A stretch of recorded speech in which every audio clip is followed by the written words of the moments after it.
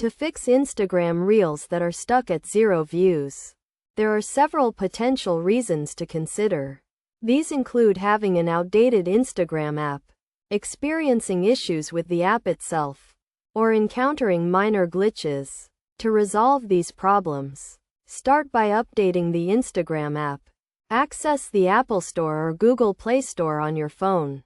Search for Instagram and verify if an update is available. If so, download it. If updating the app doesn't work, the next step is to report the problem. To do this, open the Instagram app, go to your profile section, and tap the triple horizontal lines in the upper left corner. Then, select the Help option. Choose Report a Problem and confirm this selection. Next, opt for Include and Continue, providing detailed information about the issue to Instagram. Before tapping Send, if reporting the problem is ineffective, try logging out and logging back in.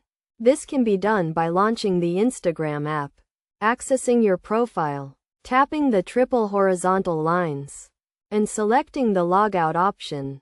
Finally, sign back into your account.